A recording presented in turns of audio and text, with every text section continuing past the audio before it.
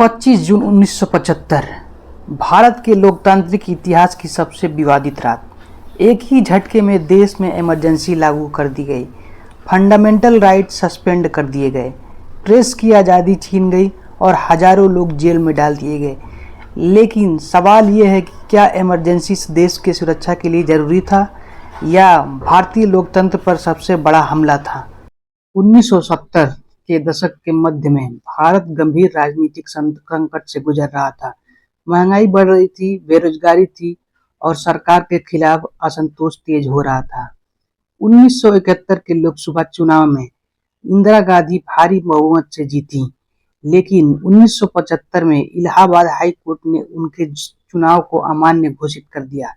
यह केस दायर किया था राजनारायण ने। कोर्ट ने कहा, चुनाव में सरकारी मशीनरी का गलत इस्तेमाल हुआ है। इस फैसले का मतलब था प्रधानमंत्री पद खतरे में। इसी समय जयप्रकाश नारायण के नेतृत्व में जेपी मूवमेंट तेज हो रहा था।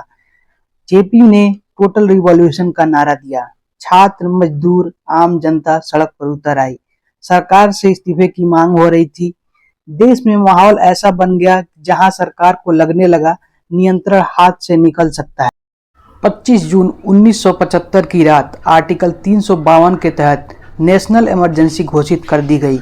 कारण बताया गया इंटरनल डिस्टर्बेंस। राष्ट्रपति ने आधी रात को इमरजेंसी प्रोक्लेमेशन पर हस्ताक्षर किए। अगली सुबह देश बिल्कुल बदला हुआ था। इमरजेंसी के दौरान कई फंडामेंटल राइट सस्पेंड कर दिए गए। आर्टिकल 19 जैसे अधिकार लागू नहीं रहे।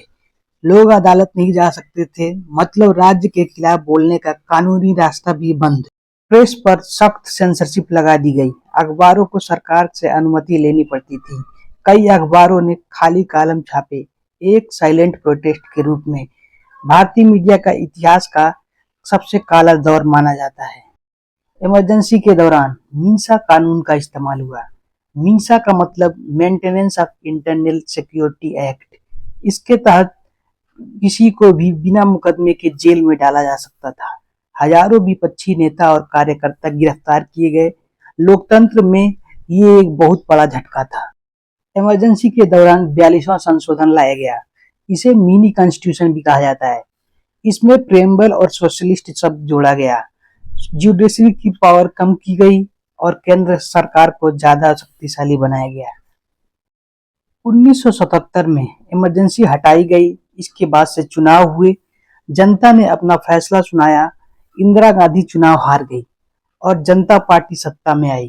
यह साबित हुआ कि लोकतंत्र को दबाया जा सकता है, लेकिन खत्म नहीं किया जा सकता।